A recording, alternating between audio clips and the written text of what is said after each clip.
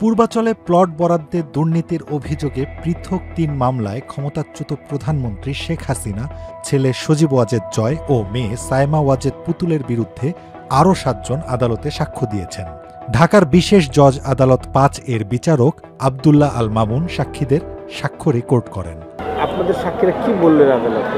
আমাদের সাক্ষীরা আজকে প্লট দুর্নীতি সংক্রান্ত যে সমস্ত ডকুমেন্টসগুলো জব্দ করা হয়েছিল মন্ত্রণালয় এবং রাজুক হইতে, ওই জব্দকৃত ডকুমেন্টসের আলামত প্রদর্শন এক্সিবিট হিসাবে আসছে তারা সাক্ষী দেওয়ার জন্য, এবং ওই ডকুমেন্টগুলোই তারা দাখিল করে গেছে।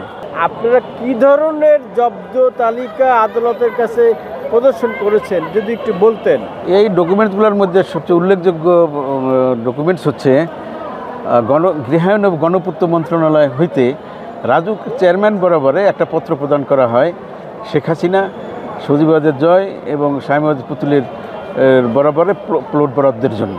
গৃহায়ন ও গণপূর্ত মন্ত্রণালয় প্রশাসন শাখা ৬, বাংলাদেশ সচিবালয়, ঢাকা এর স্মারক নাম্বার 250000.31.019.2.380 তারিখ 19/7/2022 মূলে জনাব প্রবি গোলদার সিনিয়র সহকারী সচিব এর স্বাক্ষরে মাননীয় প্রধানমন্ত্রী শেখ হাসিনার অনুকূলে পূর্বাচল নতুন শহর আবাসিক প্রকল্পে 10 কাঠা আয়তনের একটি প্লট বরাদ্দ প্রদান সংক্রান্তে চেয়ারম্যান রাজধানী উন্নয়ন কর্তৃপক্ষ রাজুক ভবন ঢাকা বরাবরে প্রেরিত পত্র পাঠানো হয়। এই ডকুমেন্টগুলো তো মামলা প্রমাণের জন্যই আমরা দাখিল করেছি।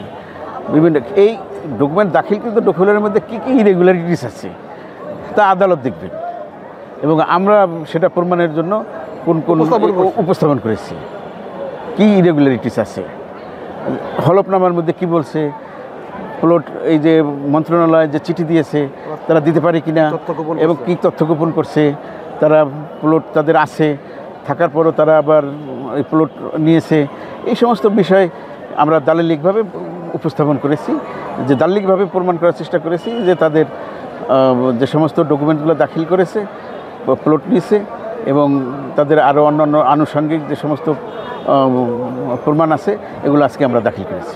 আমরা প্লট বরাদ্দ সংক্রান্ত রাজুকের বোরসাবার মাইনুটস, তারপর শেখ হাসিনা, সজীব ওয়াজেদ জয়, সায়মা ওয়াজেদ পুতুলের জীবন বৃত্তান্ত সহ পাসপোর্ট সাইজের ছবি, তারপর তাদের প্লট প্রসপেক্টাস, প্লট বরাদ্দ সংক্রান্ত পত্র, দখলনামা, দখল সংক্রান্ত পত্র, বিভিন্ন ব্যাংক স্টেটমেন্ট সহ প্রায় 44টা আইটেমে আমরা আজকে ডকুমেন্টস দাখিল করেছি। শেখ হাসিনার পরিবার, বিশেষ করে ব্রিটিশ এমপি টিউলিপ সিদ্দিকী, উনি বারবারই দাবি করছেন, বলে আসছেন যে এই শেখ হাসিনা পরিবার তথা রেহেনার পরিবার বা টিউলিপ সিদ্দিক, তিনি বলছেন তার বিরুদ্ধে যে মোকদ্দমা দুদক করেছে সেটি রাজনৈতিক উদ্দেশ্যে। আপনাদের বক্তব্য? না, এটা মিথ্যা কথা। কারণ তিনি প্রথম যখন তার খালা সাবেক প্রধানমন্ত্রী শেখ হাসিনা প্লট তার ছেলে এবং মেয়ে এবং নিজ নামে প্লট প্রাপ্ত হন, পরবর্তীতে এই খবর ওই টিউলিপ সিদ্দিকী জানার পরে তার খালাকে প্রভাবিত করে, এবং সে তার এমপি, যে ব্রিটিশ যে এমপি, ওই এমপির পত্র ব্যবহার করেন প্রভাবিত করার জন্য। আর কি কি প্রমাণ আপনার কোর্টের কাছে উপস্থাপন করেছেন? তার হলফনামা দিয়েছিলেন, সেই হলফনামাটাও আজকে উপস্থাপন করা হয়েছে, যে স্ট্যাম্প সহ যে হলফনামা করেছিলেন সেটা, বিভিন্ন ধরনের ব্যাংক স্টেটমেন্ট। দুদকের অভিযোগটা, মামলার অভিযোগ হচ্ছে সাবেক প্রধানমন্ত্রী শেখ হাসিনা প্রধানমন্ত্রী থাকাকালীন সে তার ক্ষমতার অপব্যবহার করে রাজনৈতিক প্রভাব খাটিয়ে তার নিজসহ প্রায় 6টি প্লট বরাদ্দের ব্যবস্থা করেন।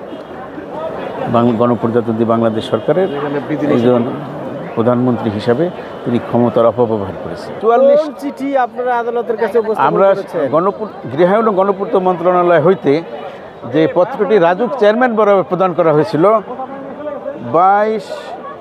19/7/2022 তারিখে, যে পত্রটা দেওয়া হয়েছিল রাজুক চেয়ারম্যান বরাবরে, ওই পত্রটা আমরা ওই পত্র সহ, কিসের চিঠি? ওটা হলো প্লট বরাদ্দ দেওয়ার জন্য, শেখ হাসিনাকে প্লট বরাদ্দ দেওয়ার জন্য রাজুকের বরাবরে একটা চিঠি দিয়েছিল। প্লট বরাদ্দ সংক্রান্ত মন্ত্রণালয় থেকে শুরু করে রাজুক যত ডকুমেন্টস আছে এই সকল ডকুমেন্টসই মন্ত্রণালয় এবং রাজুক থেকে জব্দ করা হয়। ওই জব্দকৃত ডকুমেন্টগুলো আজকে দাখিল করা হয়। কয়েকজনের হলফনামা আপনারা আদালতে জমা আজকে দিয়েছেন? 3 জনের হলফনামা, আসামি শেখ হাসিনা, সজীব ওয়াজেদ জয় এবং সাইমা ওয়াজেদ পুতুলের হলফনামা।